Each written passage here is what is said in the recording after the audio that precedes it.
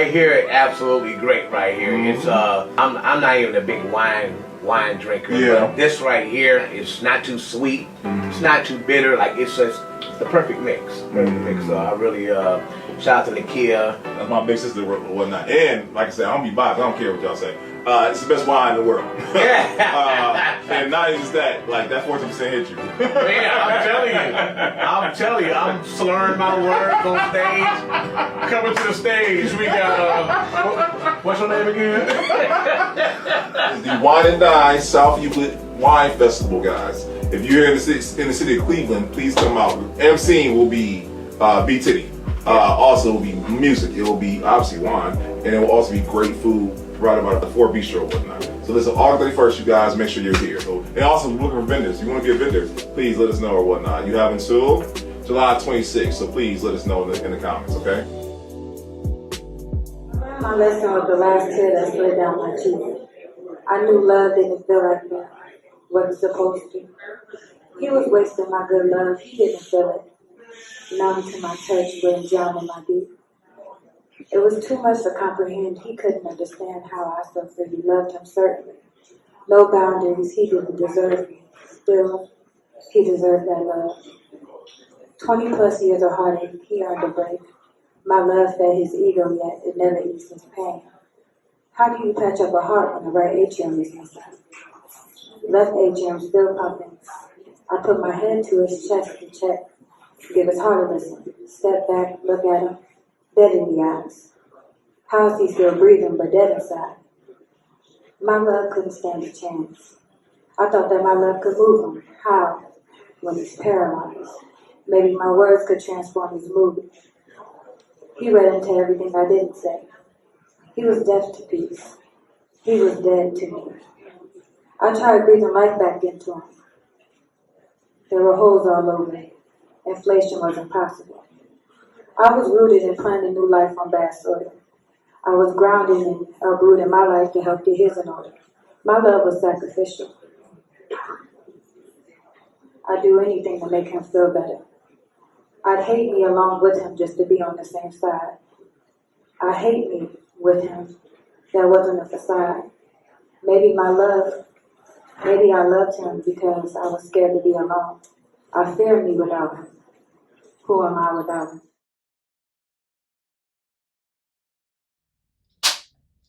What's going on, everybody? Welcome to the Book Experience.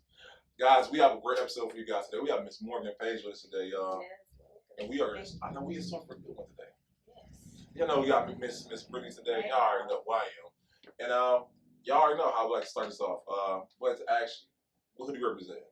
I am representing Cleveland and most importantly, I guess, Shaker Heights. Okay, Shaker. What is in the water? Shaker Heights. Yeah, Shaker Heights. Shout out to Shaker, man.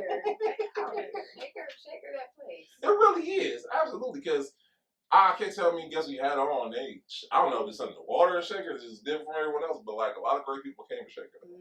Shout out to Shaker. Shaker breeds successful people. Come on now. Okay. We can't even argue. I really cannot. You know, I would say. I can't even say anywhere else, but no. So okay, let me ask you this: growing up, did you watch Love Jones Block, or was it what sparked it for you? Like where the poetry that like flowed, like where did it all begin for you?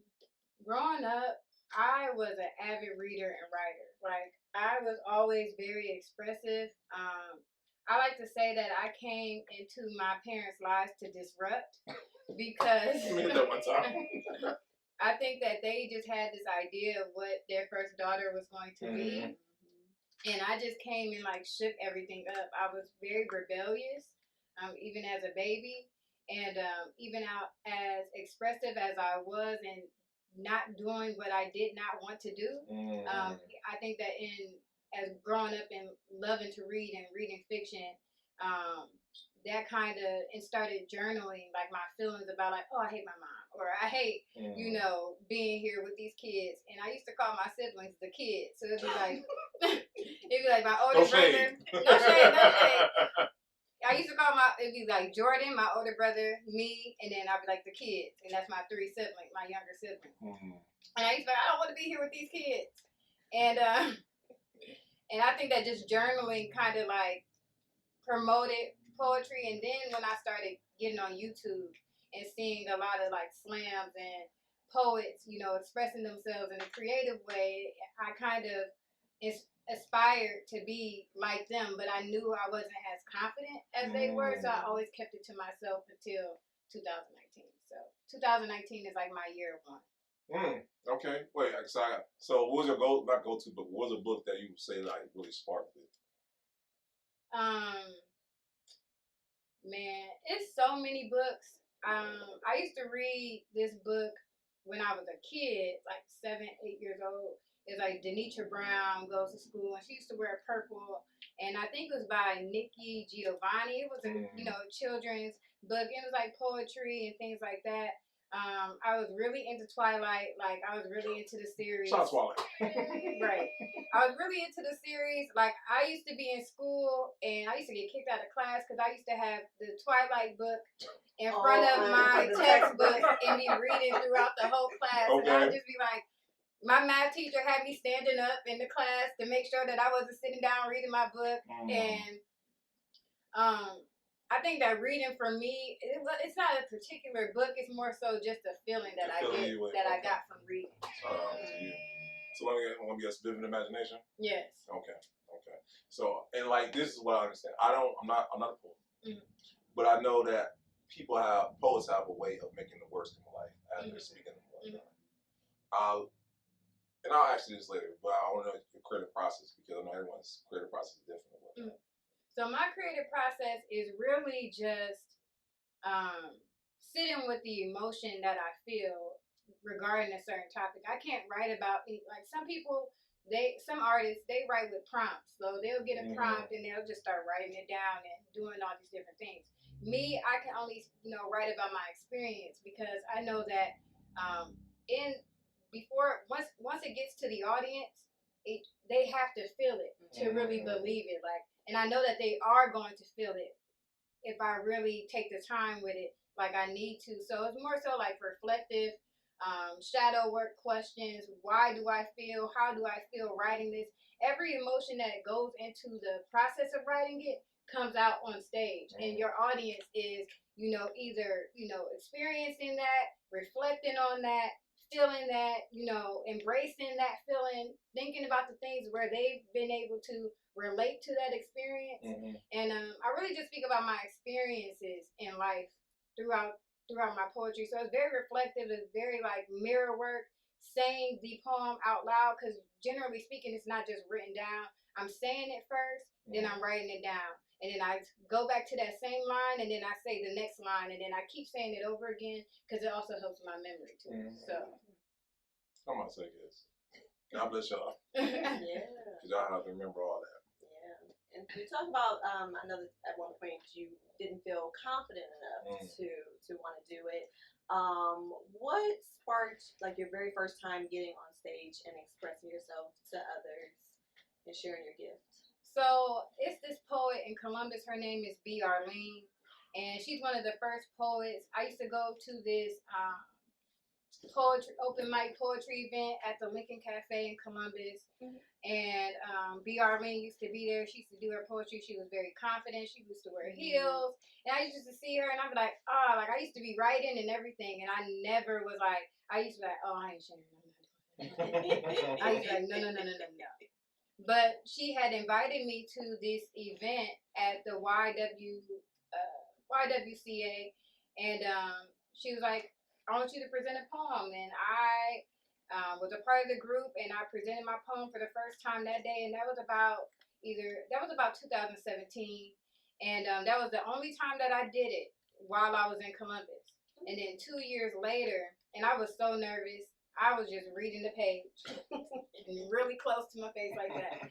But 2019, as I said before, was my year one, and I met this guy at the hookah bar at City and East, and we started talking. He was telling me what he does. He was a battle rapper. His name is Tay, and he was just telling me what he does, and he's like, I just feel like you do something. I'm like, I'll do nothing. I'm just, I just go to work and take care of my daughter. And he's like, no, you do something. He's like, you write or something? Like, what do you do? And I'm like, I used to write poetry back in the day, but I don't do it anymore. And then he was like, I'm gonna write you a poem, and then I want you to write one in response. And then I wrote one in response to the poem, and then that was the first poem I ever performed. It's on my first EP. It's called Selfless. And he took me to a open mic at B-Side on Tuesdays. Shout out to B-Side. Shout out to B-Side. They've been in the game for They a long definitely have. time. And I went there and I performed, and he taught me also how to memorize my poetry because he was a battle rapper. So they got to do research, and then they got to, memorize it and then have it in a certain way, in a certain cadence. And he taught me how to memorize. So I went to B-Side for the first time, memorized the poem, and like that sparked everything for me. Like I was nervous, my knees were shaking, but memorizing that poem and like getting to that point with my poetry is like, oh, I can really do this. And I just went, it just got bigger and better after that. I was so focused from just that one encounter with him. Wow, that's cool. And for one time. Yes. Changed your life. Okay. Awesome. So I don't know why I'm just imagining Love Young because that's what's getting me right now. Cause, Yeah. because like in response or whatnot. Yeah.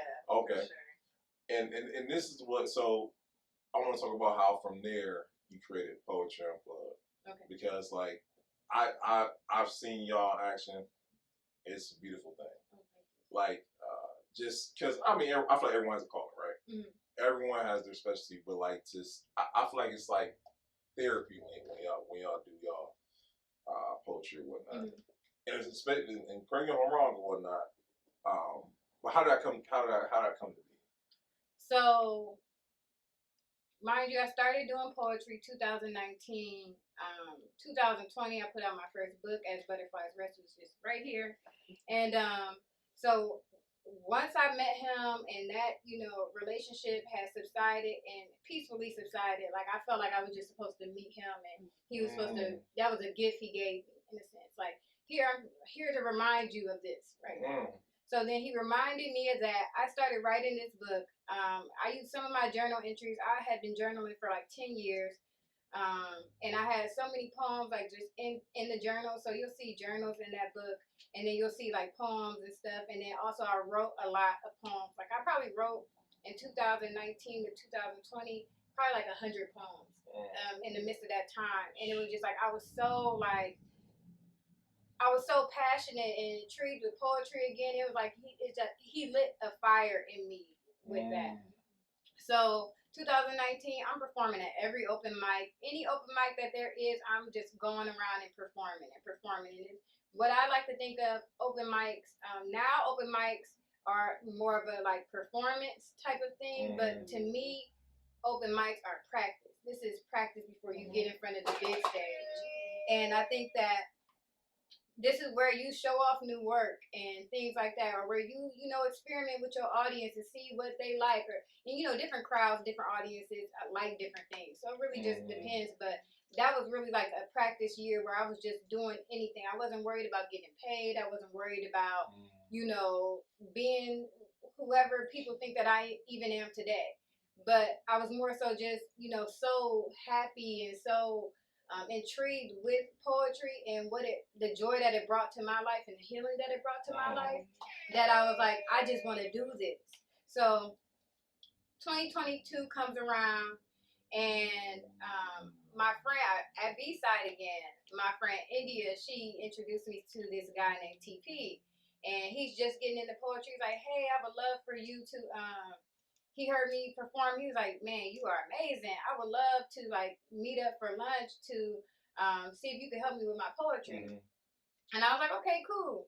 We met at Hex on the West Side, and we talked about poetry. He showed me his poem. I read it. I'm like, I'm helping. I'm like, maybe you should say this or maybe you should say that. Did that. Then we started talking about like, what if we start, like, he was like, I want to start my own open mic for like newer poets. And I was like, yeah, I've been thinking about doing something like that too or whatever. And he was like, we should do it or whatever. And I'm like, okay, cool. Like, I'm down for the cause. So after that, we started planning. He found our first venue with Contrast High on the West Side. And he was actually training one of the designers and artists that were there.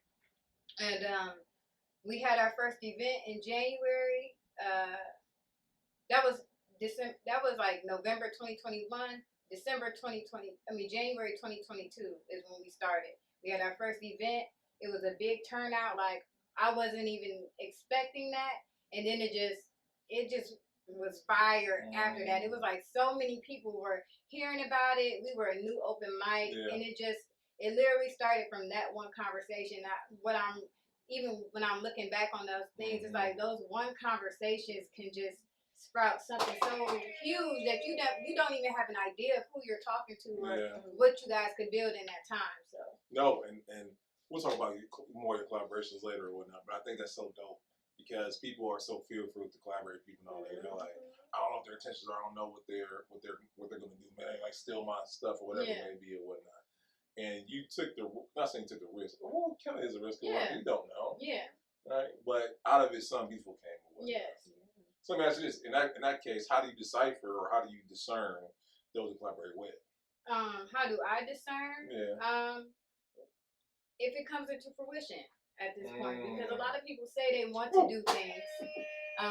What I've seen over the past 5 years, a lot of people say they want to do things and they have the ideas and they have that excitement at first, but when it comes to actually doing the work, it's about the follow through at the end of the day. A lot of the time people don't follow through, and a lot of the time people's intentions are wrong, are bad.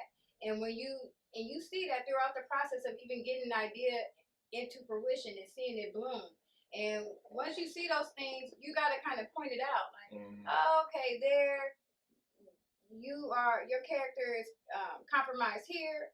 And then here, like, oh, maybe, and then God is ahead of my life, so he's not going to allow certain things for me to even be a part of certain things for too long.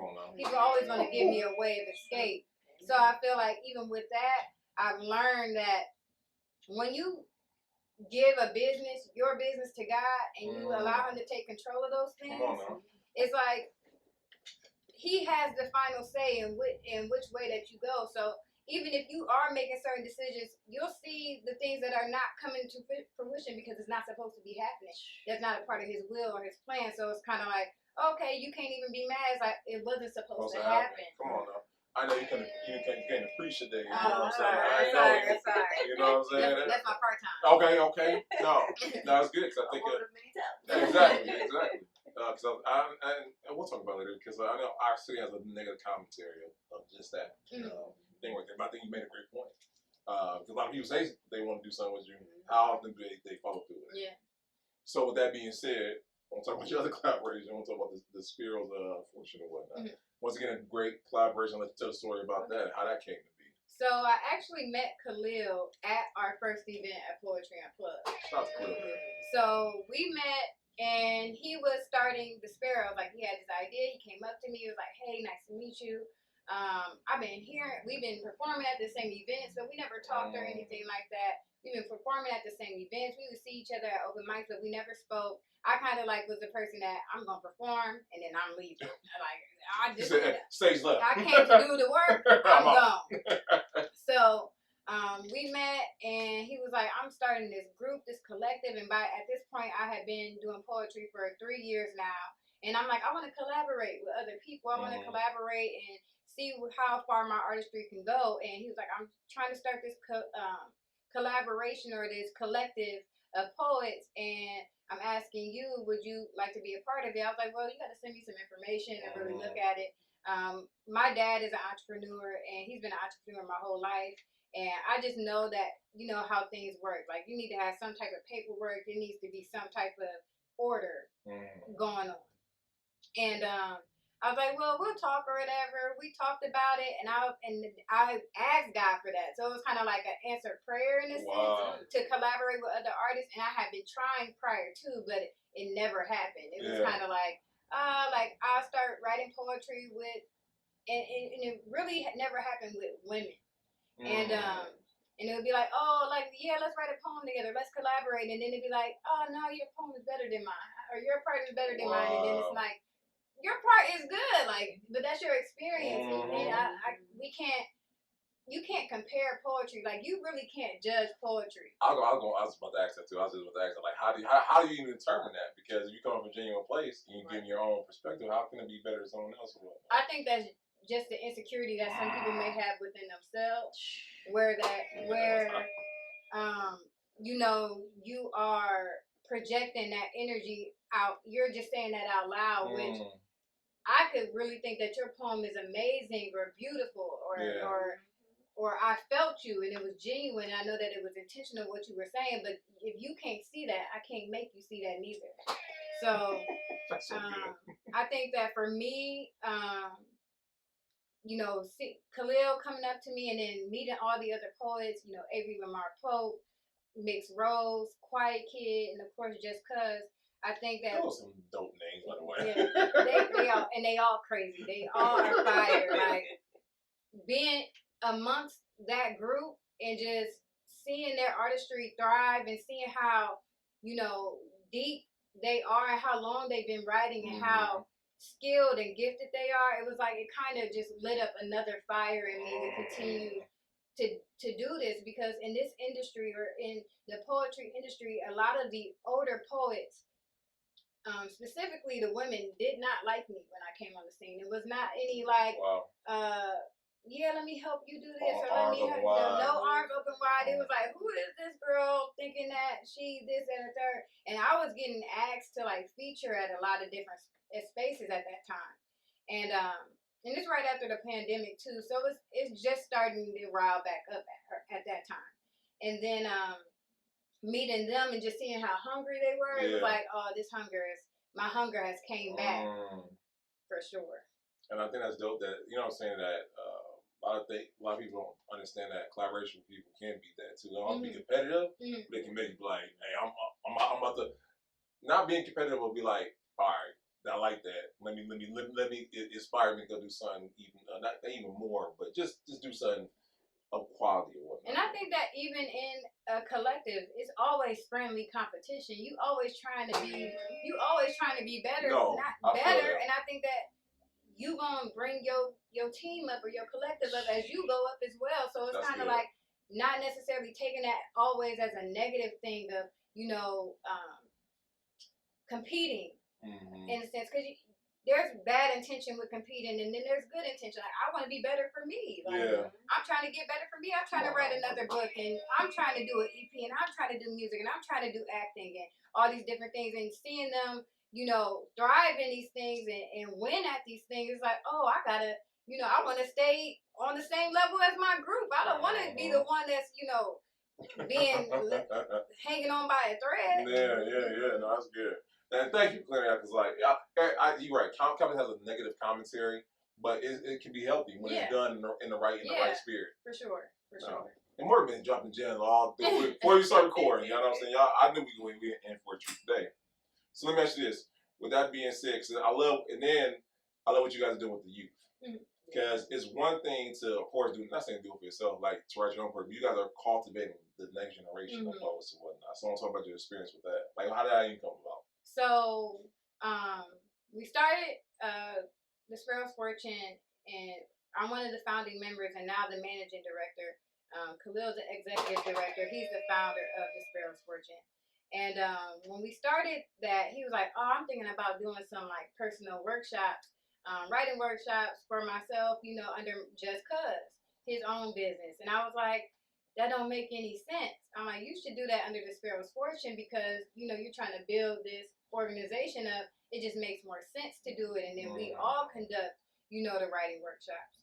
And in that, at the end of last year, God had been telling me, like, you need to work with the youth, or I've been getting that push to work with just the youth, because I was seeing with our writing workshops, how many youth were affected by real life situations and real life things, and things that I wasn't going through in 8th grade, or things that I wasn't even worried about in 6th grade, or things that I wasn't even talking about in 9th grade. And these, you know, our kids are, you know, they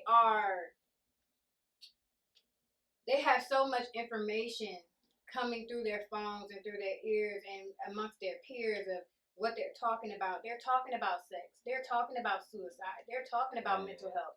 And the pandemic really, you know, brought that up even more. But they are really, you know, the new voices and outspoken, and they have something to say, and they have opinions, and we always think about let a child stay in a child's place, so not really saying those things, but they have ideas, and they're innovative, and they're inventive, and they're big thinkers. But if we don't give them a space to actually really release that or express that, or even the anger that we see these kids stealing these Kias, and they're stealing cars and going in the stores and stealing shoes and doing all these different things. And if we don't have if that misplaced anger is being brought out in that way, I started getting angry about just seeing where the youth was headed, and seeing so many people that have kids but don't like being parents. And when I seen that, it was like, these kids, how can we say a kid is a bad student if they don't have a good teacher? Turn up, so.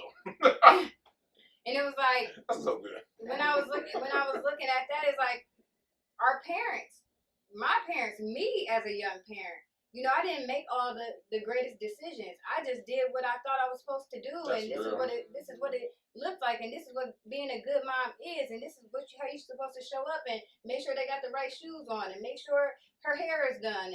But I'm not taking care of her emotionally, because I'm not taking care of myself emotionally. So I'm worried about paying bills this day and the next day, and not being able to do that.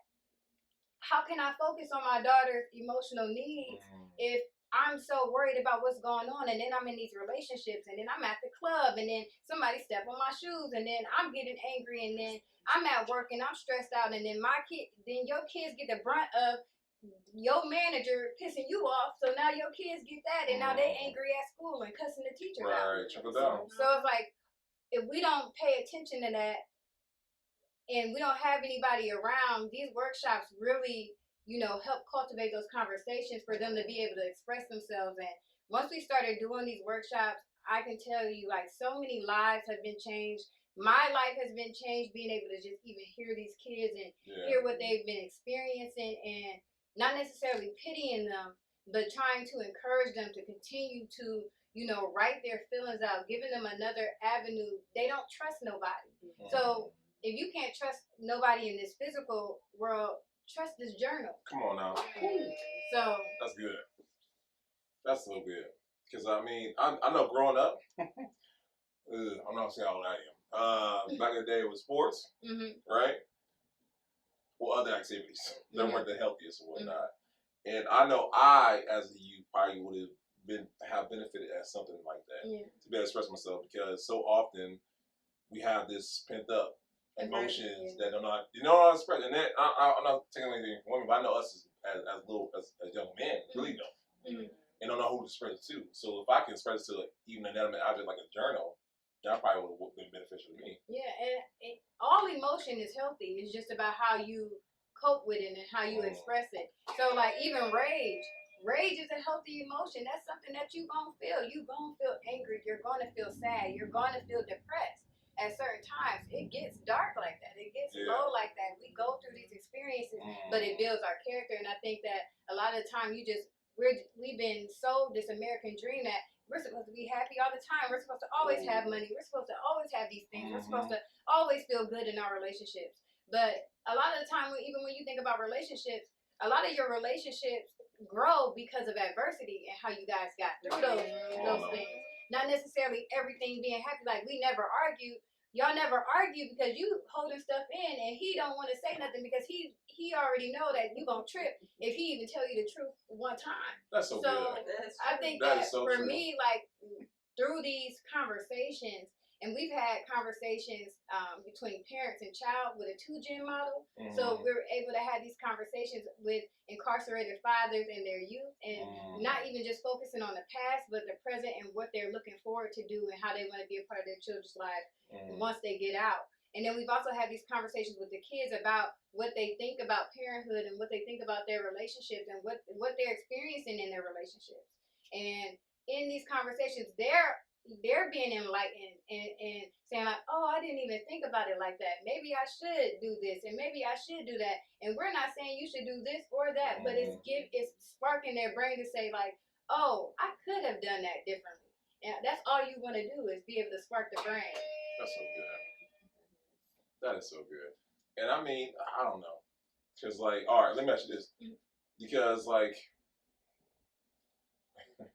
so I ask people this, and I ask them this. What makes a person a poet? There's a difference between I write poetry to I'm a poet.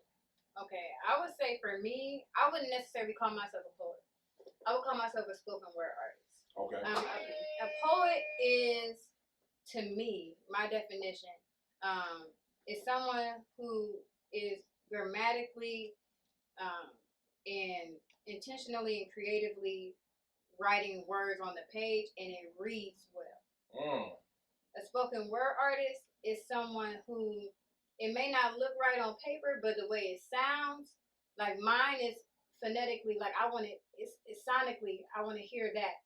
Like I'm more focused on that than what it looks like on the page. That's good. So like I'll write a few books and things like that, but I'm not gonna say my grammar is gonna be the best because I'm trying to evoke a feeling. Yeah. And I think that it also goes into how you want to be portrayed as an artist. I want people to hear me, and I want people to feel me, and I want people to see me. I think that's writers, not to say that or poets that do the written word. They want to be read and they want to be thought about, and they want somebody to sit with it. Yeah. And I think that for me, I wouldn't necessarily call myself a poet. I would call myself a spoken word artist. I love how you just described that though, because like when I think about certain lyrics or certain words, I remember the way I felt when I heard it, right? And I'm getting that the same way with your work art though. That's dope. That's dope. Cause I listen to certain lyrics, I'm like, man, I remember back in 8th grade, that girl, she touched my leg. You know what I'm saying? Yeah. Stupid stuff like that and whatnot.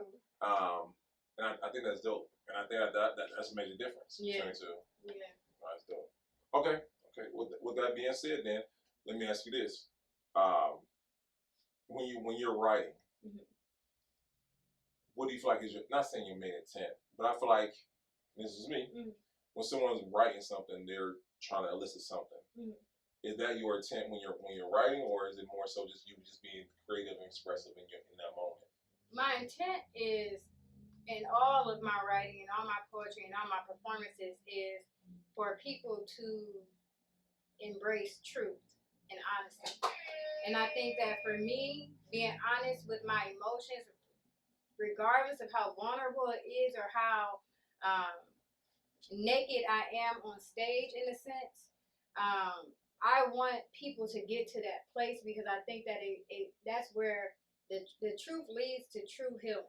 And if you can't, and if you're not in a space where if you're in a space where you're still covering up and like just writing the love poems, and it's like, this is cute, or the trendy poems or something that's just gonna make people laugh, and you could be in that space to wanting to do that, but really being honest about my experience and saying, I'm not happy right here, and I'm not happy with this person, I'm not happy with myself.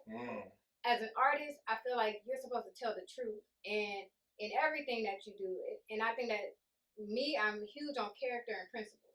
And like my character for me and having integrity is super important to me.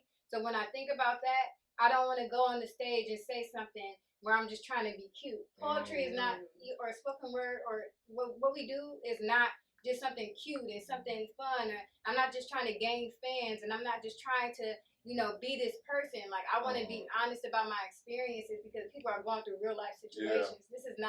Life is not a game. And when you think about the real life experiences that you are facing, when you go home at the end of the day, and the things that you're thinking about, and you can't be honest with the people that say they love you in your face, in your circle every day, and you get the chance to go on a stage and be able to express yourself, what you've really gone through, and somebody come up at the end like, I've been going through that, or you see tears flowing down people's faces, and they're like, man, I went through that experience with my mom, or man, I've been in those type of relationships. I want to stop doing that. I want to stop. You just help me do that. Like, you just help me think about doing that again, or I'm about to start writing, or all of these different things. The way that you inspire somebody by telling the truth about your real life experience, there's no greater feeling than that. There's no greater experience than that experience. That's good. Let me ask you, Do you write poetry as you talk? Because just right now you're talking, I like poetry to me and whatnot. This is just come right on tongue, just natural for you. I talk my poetry out, so I talk it out first, then write it down, and then it just starts flowing. Like it's some poems that you really gotta. If I have to really work for the poem, it's not in me for real. So if it comes, I could write a poem in 3 minutes. I could write a poem in 5 minutes, 7 minutes, but I gotta sit with that emotion, whatever emotion that's there, and be present with it to really get out the idea that I'm trying to convey. And so most of the times it just flows out. Sometimes I don't feel like I'm in charge of what I'm getting downloaded into. So some of the things would be like, this is my real feelings, but I never really had the words until that moment. And it's like those moments where it's like, oh, I gotta write this poem. Like sometimes it'd be 3 o'clock in the morning, sometimes it'd be 9 p.m., sometimes it'd be in the middle of work. You know what? 12:15 and be like, oh, I gotta write this poem, and then it just comes. So it's not something that I like map out time. Like I'm gonna write today at 3 p.m. every day to get this. Like that's not how it works for me. I got you, because I mean, in an interview, it's to me, I'm listening in like she's saying some poetry right there. You know what I'm saying? Right, just well done, right? That's good stuff, though. I know you said being a mom, so you have a daughter, correct? Now, do you see a lot of yourself in your daughter as far as just being able to just, freely speak your mind and express yourself? My daughter is bigger than me. Okay? and I love that. She is way more expressive than I was, way more vocal about her opinion. She's very opinionated. I told you guys about those books, Denitra Brown. And she always wore purple. My daughter's favorite color is purple. And that's why I know that, I'm about to get emotional, but I know that God is so intentional and like so intricate in the way that he gives you, seeds and babies, because he was so intentional about that. Wow. And like she wears purple everything. She wants purple everything. And it's like always a reminder that that God was really looking out for me because she was what I needed.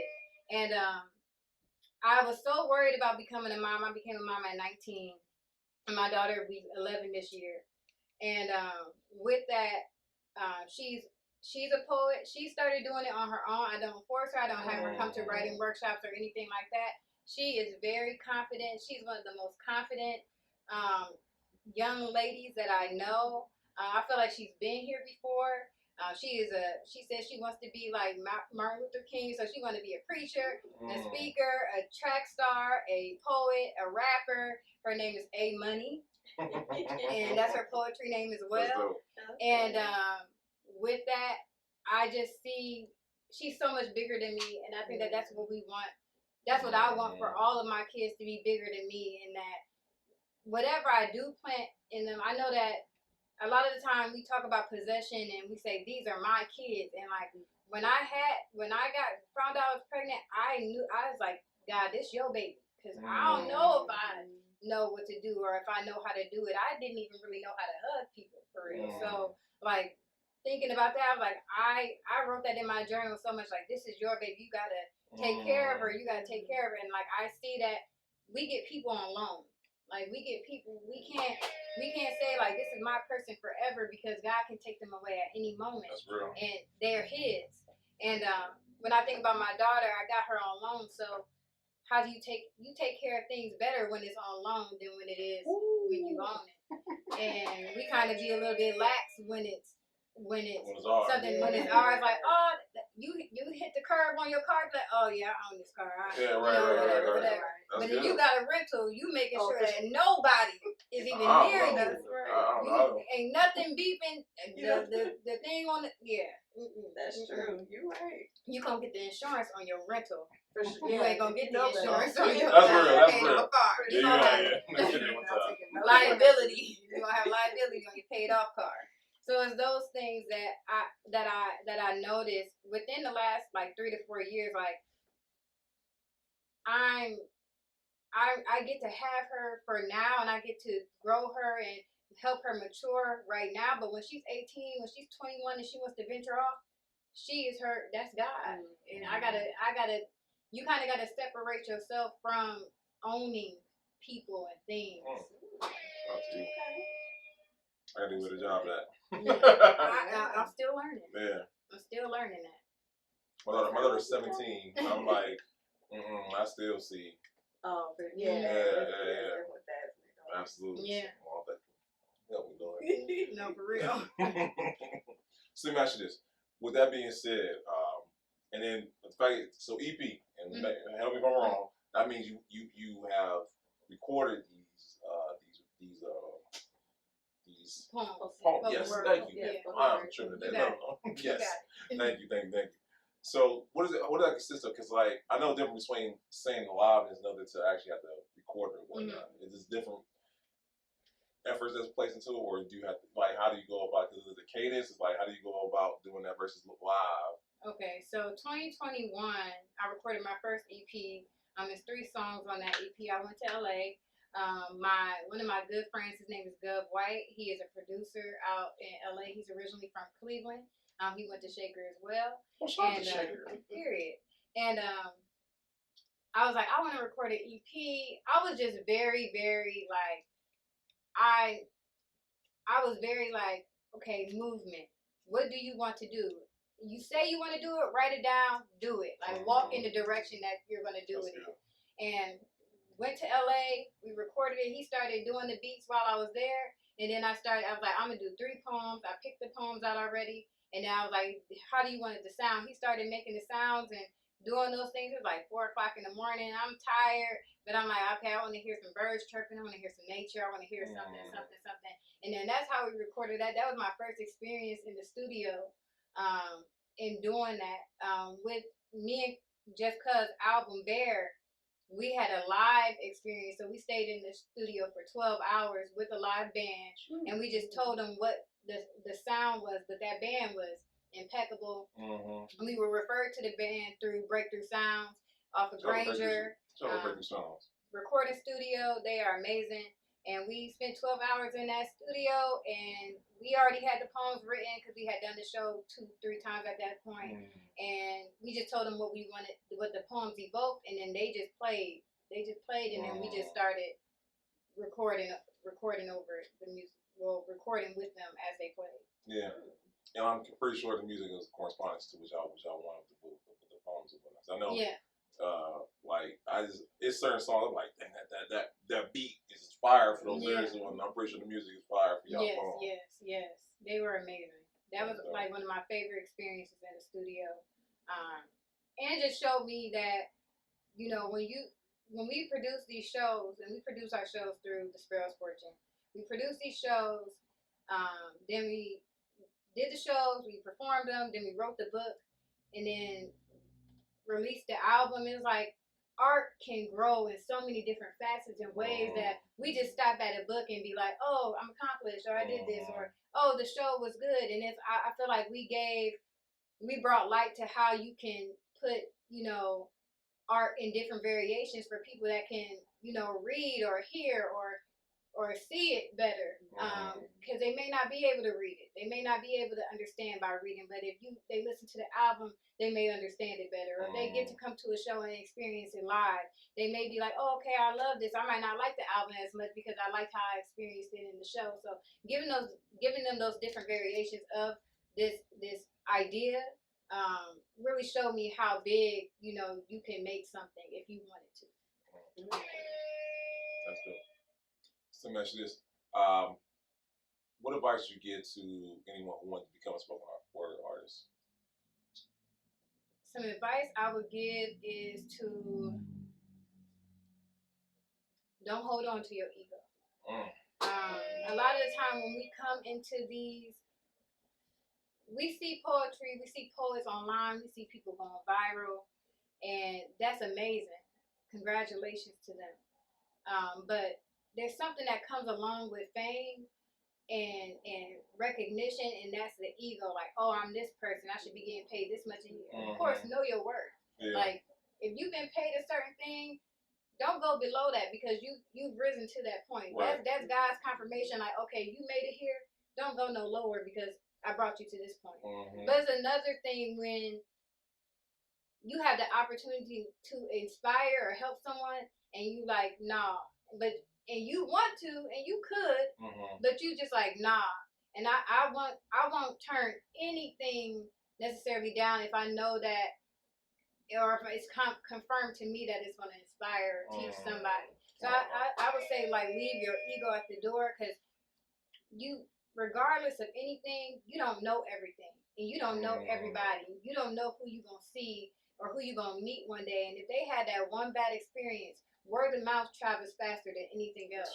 So if you rub somebody the wrong way, and I've rubbed a lot of different people the wrong way, but I'm also the type of person that will take accountability and be like, you know what, I was in my feelings. I really do apologize. I hope that you have a better experience with me another time. I'm an introvert. So another thing is, I'm not talky or huggy, and I've never been like that. So for me, I'm still, like I said, learning how to hug and learning how to embrace people. So I'll tell people, like, let's sit down and have a one-on-one conversation, but group conversations and crowds and stuff like that, that for me, I haven't had any traumatic experiences. It's just, that's my person. Time out. I'm sorry, Mark. Because I've seen you in action. I've seen you creating meetups and whatnot. And, like, you were doing your thing and whatnot. So, I mean, and I get it. I mean, I'm pretty sure you don't, like, raise your hand, but I've seen you in action and whatnot.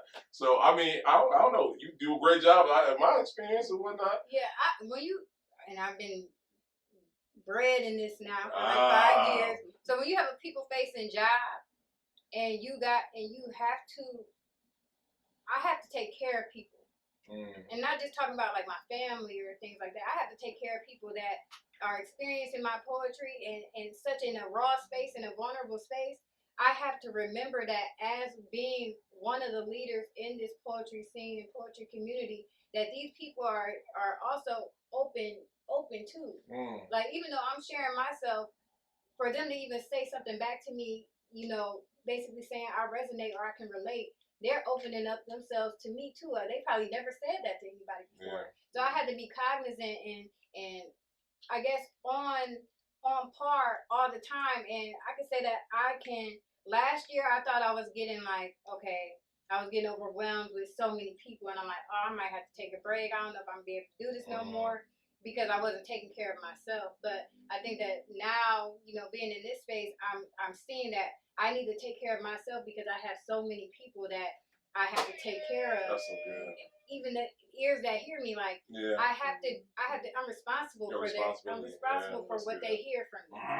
That's so good. I never thought about it like that, by the way. That's so dope. Thank you. Okay, all right. Okay, so some of the past, some of the present, some of the future. What does the future hold for Miss Morgan Paige? Well, and I'm about to say, you was okay if we talk. Okay. And also, guys, we are here to congratulate Morgan on going into authorship full time. Right. Yes. You must have the champagne or wine. Wine right here. Give me a little sip of tea wine. So this is my second go around with entrepreneurship.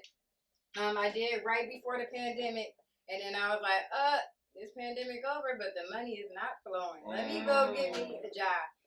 So, and also, I'll say this, with me getting my job, I've never held a job for longer than a year. I've always gotten fired. I've always fell asleep on the job. I've never been like a good worker. I'll say that. I never was very passionate about anything. And I can say, from when God has you in the process of where he wants you to go, there are certain experiences that you have to go through. So I'm going to go to the past, and then I'm going to go to now. So in the past, I had my daughter really young. I did not know what I was doing. 2015, I had my daughter 2013, 2015, I moved to Columbus. I moved there with my godmom. She's like, I want to help you. That's 2015 July. 2015 November, into October, she said that I would need to call the homeless shelter to move into the homeless shelter with my daughter. I called the homeless shelter hotline. I go to that homeless shelter. I was 2 weeks away from being able to get my apartment, but things happened. Go to the homeless shelter, stay there. When I walked into the homeless shelter, although I was ashamed and very embarrassed, I did not tell my parents. I didn't tell anybody. It's something that I knew that was in my spirit I had to do this. Yeah. So I went. I walked into the door. I felt the most peace that I've ever felt in my life. Wow. I met so many good people there that just fell on hard times. And a lot of the time people think homelessness is because you're not working or because you're not doing things, but it could be one bad day, one time you missed a payment, and it could be just like that. And I got to that homeless shelter. I had a room. Me and Ava had a room alone. It was a family shelter. It's called the Van Buren Family Shelter in Columbus. And I stayed there for 2 weeks, and I just had so many downloads. I didn't tell my parents right away. I didn't tell anybody because I just knew I was supposed to be doing that. And like sometimes, we gonna get to that. So I leave. I get into an apartment. Everything is going well. I'm going through a lot of spiritual warfare and things like that, but everything is going copacetic. I'm living in this apartment, and I live in this apartment. I end up moving back to Cleveland, things like that, and it was like time for me to come back to Cleveland. Time to be around my family. Yeah. I started work. I keep getting quitting jobs, starting jobs, quitting jobs, starting jobs, quitting jobs. Pandemic happens. Finally applied to this job. It's a home ownership counselor.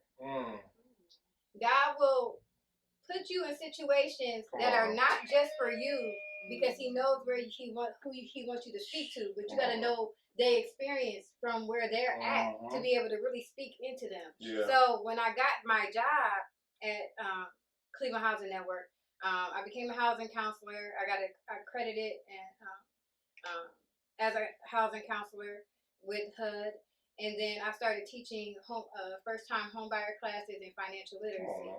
And through that experience, it was like God showed me. I stayed there. I will be there for 2.5 years. Never stayed at a job for longer than 9 months, really. So even with that, it's like to be able to leave on a good note and not necessarily getting fired or anything like that, or getting rolled up. I've never been written up, and I can just remember all the times like I was written up, I was fired all the time. They locked me out of the job, like, you're not coming in here, like all those times that me and my friend was just talking about it, and I was just like, dang, to be at this space right now, leaving my job August 2nd, and to pursue entrepreneurship again in just a good space, and actually making profit from the businesses that I work with and that I work for. It's kind of like you just see the process that God has to get you through, and the discipline and the perseverance and the sacrifice and all these different things that you don't know right then that it's building your character and building your integrity and building your work ethic. Because I've been working these 3 jobs, the Sparrow, Fortune, Poetry, Unplugged, and my 9 to 5, and really like a 9 to 9 for the past 2.5 years. So in that, it's like, oh, like I see the process. Now I can see the process, but when you in it, you don't get to see it. Yeah, no, it's facts. Come on now, because we all know that in this room. but I want to applaud you, because not some people can have the bravery to do that. Yeah. Because like and this is no shade on anybody, because we all are there. We're all working on 9 to 5 so we can eventually say okay goodbye to them one night. But shout out to you. Thank you. Shout out to you. And then what God's called you to do. Thank you. I've been seeing so much blessing with it that I can't. This is what I'm passionate about: writing and introducing other people into writing and journaling and healing through their writing. And these writing workshops, I like to call them creative healing practices.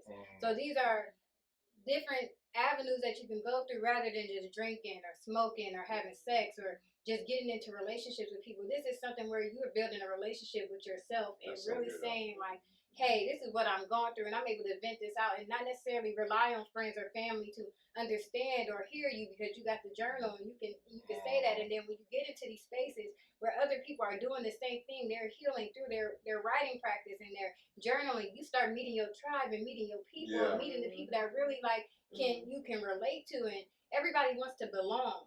Yeah. But a lot of the time we're with people in our family and we got history, but we don't belong with them. We don't fit with them. The puzzle pieces never match. Yeah. And then you meet your tribe and you meet these people. I met just cousin. Life changed and life grew, and every idea that we put together was like, it just makes sense. It works. It's That's like, good. oh, we both have good intention behind it. And I think that meeting those specific people, meeting Tom, meeting all these different business owners that I've been able to collaborate with, the things that came to life was because we both had good intention and we both it was mutually beneficial. It wasn't just beneficial for one party, it's mutually beneficial for both. So that's what I look for in collaboration in general. That is mutually beneficial for both parties, and we're just not winning, but we're both winning at the end of the day. Which is a great segue. I think she already answered that question, by the way. That's true. That's true. Because as you guys know, we had to ask, simple questions. And she kind of answered the one we like to ask. It was like, well, how do you feel like we change the narrative of clean up being a collaborative place? I think you perfectly illustrated that. Yeah, and then also, like I said, removing the ego. A lot of the time, and removing that know-it-all. Like, people have great ideas, and once they meet you, they may have not ever even thought about it before, but once they meet you and they see something in you, they can say, oh, we should probably do it this way instead of this way. You got to be open to that. Yeah. Like, some people are more, skilled in establishing relationships. Some people are more skilled in the marketing. Some people are more skilled in hosting and doing those things. You want to put people in, delegate where people are good at. You need to be a good manager and know where to place people at, where you're good at. I can say, I'm not really good with hugging and hosting and greeting people. So you probably don't want me there. But if you want me to say this and get on the mic, or if you want me to handle things on the back end, or even just have a business meeting, I can do that all day. But I'm not going to be good for greeting people at the door all the time. I can't handle all that. Yeah. So I feel that. you got to know what you're good at. And I think that being able to come to the table like, hey, I know I might not be able to meet every deadline or be at every meeting, but I can be here and I can be doing this on the back end. Just being able to say that and vocalize that and not have people thinking that, oh, I can do this, and then you really can't. And because you don't want to, because then it's like, I can't even trust you at that point. Get that one time. No, and I love how you said that because, and like I said, I know ego is a monster sometimes, and because my pride and my ego won't let me say, well, I'm deficient in this, but I want you to know I'm deficient in this or whatnot. It will collapse that collaborative effort or whatnot. And then the artist thing is like, you kind of gotta have that ego. You kind of gotta know who you are. You kind of gotta walk on the stage and command the stage and be that. But then it's like, when do you turn it off? Okay, So I'll be having my Kanye moments in my head, like they be there, y'all. I'm always having Kanye moments, but then it's like, humble yourself. Yeah. Humble yourself. That's good. Okay, with that being said, this is my ego talking, but I know everyone watches our podcast. With that being said, who you like to collaborate in the future? Who would I like to collaborate with in the future? That's a good question. I know you're watching. I know you're watching the episode especially. So, who would I like to collaborate with? That's a good question. Because Oprah could be watching right now. I know. You know what I'm saying? She like, well, I would like to collaborate with a TV network. Okay. Possibly like BT Stars. To have some type of poetry segment. Not necessarily like a Def Jam poetry, but another rendition of it where we do local poets in specific cities and we just go around in that way. That is dope. I think I will watch that. Yeah. So that's what I'm thinking about. BT BT. Stars, Come on now. Showtime, I know y'all watching. Yeah. Writers Room. That's what it we call Writers Room. So if you guys are on that, holla at me. Come on now. Come to the TV near y'all. Yes.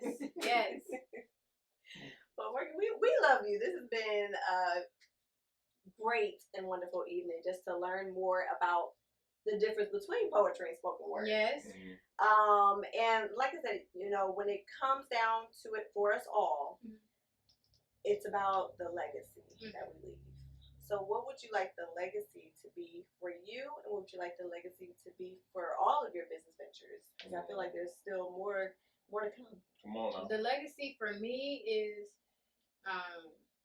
for people to become, like I said, more honest and to that one within themselves, and that my children are bigger than me, and that they are able to pass down the gifts that I've given them to the generations that come after me, and to be able to impact. And I want people to be able to see my children and my daughter and say like, oh, your mom did this. I'm gonna take care of you here. And like, I want to have a good reputation. I want that reputation to follow my kids. When I think about my legacy as far as the businesses are concerned, I want them to live beyond me. So I want to be able to find my replacement. I want to be able to find multiple replacements for multiple other businesses. I want to be able to, thrive outside of, poetry and spoken word, because this is my purpose, and I intend on doing this for however long God sees fit. But at the same time, I know that there's so much more to life and so much more to learn and so much more to know. So I want to be able to explore those things. So finding my replacement and it living beyond me and bigger than me, and not necessarily being fixed on how we did it in the past. Yeah. And how we've been doing it, and letting it evolve and be innovative and inventive for the generations that come, and growing with the generations. That's super important to me with all the different business ventures. That's so good.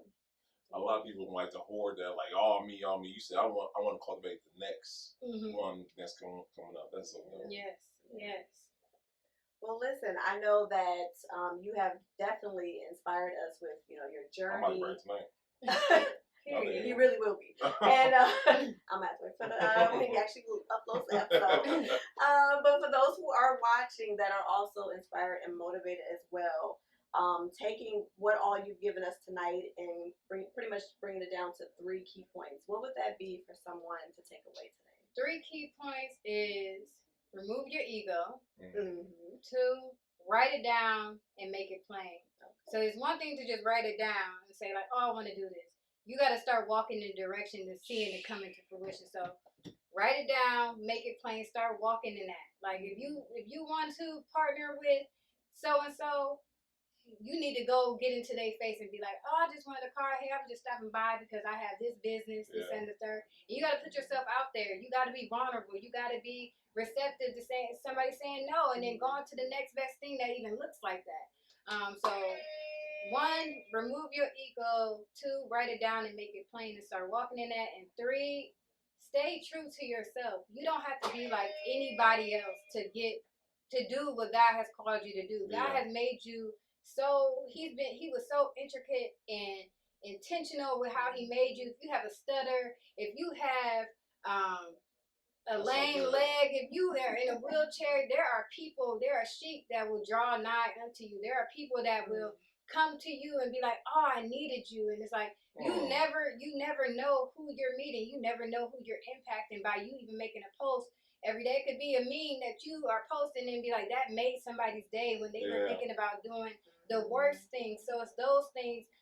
Stay true to yourself. Don't try to be like everybody else. Of course, you be inspired and build off of other people's creativity, but don't, you don't got to jock anybody's style. You can be you, and that is perfectly okay. Like, one of the things I like to say is that God made us perfect. Like, everything about us is perfect. Even though we think like, oh, we got flaws, we got this, but he was so intentional. It's like, how you going to say the creator of all things failed at making you? Like, and create your image on top of create his image on top of that. Yeah. You look like him. Like, even when I think about writing it down and make it plain, like, that's what he did. He said it out loud, and then it happened. It's like, we had that same power, but if we don't walk in that and we just, think that, oh, I can't do that, and you speak that, that's what you're going to believe. But you got to heal that subconscious mind and just start saying the things. You got to start saying it. And like, oh, I can do this, or I'm partnering with them. And then you start seeing it, it's like, oh, I'm really powerful for real. Like, me by myself, I'm really powerful. And I think that a lot of the time we don't know that. But when we start walking in that, we'll be able to see it. That's so good. Mr. Morgan in the house, y'all. You know what I'm saying? Like, You never know. Because you preaching tonight. No, we appreciate you so much for coming on and sharing your story with us and whatnot. I feel like this is the most important question of the whole interview. Where people can learn more about you, where can they sign up for creative workshops. Where can they book you to preach? Mhm. All that good stuff. Where can they learn more about you altogether? So you can follow me on Instagram at morgan.ism, morgan.izm. And then you can also locate me on my website at www.morganpaigeartistry. For the Sparrow's Fortune and our creative writing workshops and performances, you can follow us on Instagram at the Sparrow's Fortune. We also have a YouTube, and our website is www.thesparrowsfortune.com. And then if you want to come to an open mic experience, and if you're a poet, spoken word artist, writer, singer, dancer, rapper, entrepreneur, and you just want to promote your business, you can come to Poetry Unplugged. Our Instagram is at poetry.unplugged. We have a YouTube as well, and it's Poetry Unplugged. And then our website is www.poetryunplugged.co. We have a few events coming up. We have one on Thursday at City Goods. We're partnering with City Goods to do an outside open mic experience from 7 to 10. And then we also have an event with the Black Art Showcase that's on Saturday on the west side, and it's super free. And we'll have a kids open mic for Poetry Unplugged Junior or Family open mic, and then the Sparrow's Fortune will be conducting a writing workshop, and it's absolutely free. So please make sure you guys come out. By the way, for lazy people, that will be in the show notes. So wherever you're watching this on YouTube, boom, it's right there. Yes. So please check it out, guys. More, we cannot thank you enough. Yeah. Thank you for allowing me to be here and share y'all space and just be able to feel y'all energy. I feel like a good interview happens when the host got good energy. So. Oh, come on now. I received that. For sure. And listen, guys, we feel we try to do organic commercials. They ain't working. I don't know if y'all. So let me do behind the scenes, okay? These interviews are so good. We'd be so into it. We'd be listening. We'd be like, oh, that's good. Yeah. And I'm like, the intention is to be, if it has commercials, they don't be happening. We'd be like, well, let me hear what more got to say. But with that being said, guys, only thing I think of right now is August 31st. There's South Euclid Wine and Dine Festival, brought to you by the best wine in the world, To You Wines. Yes, black owned, woman owned, and personally my favorite. But they're having a wine festival here in South Euclid, and it's going to be a great time. We're going to have music, food, whatever you need. It'll be here. All that. Yes. Slushy station and a gift basket wrap. Absolutely. Right. Yes. That's Morgan is good at this. You talking about you want to be hosting. Look at this. No, but seriously, guys, if we want to see you there, we will be in the building. We're going to be doing an on-the-spot interview. We'll also be having a good time. Just To You Wine gets you lit every single time. So. Yes. So please make sure you guys tune into that. I can't do the rest of these commercials because I promise you. But do me a favor, as you're watching this, guys, right below here, right between there, check out the many amazing people of the podcast: Steve, Bree, Michelle, Brittany, Nakia, Marquita, myself, Sam. Please, okay? So I can say, yes, there's so much. But I do want to thank you especially, you the person watching, you the person listening, because once again, you guys show us time and time again that you guys need to hear great stories like these, like Morgan's. And what I've heard, these are the stories you guys are telling me, that you guys are inspired, and it makes me feel good that we're doing God's work. So yes, thank you for tuning in, and we will see you guys next week. See you guys next week.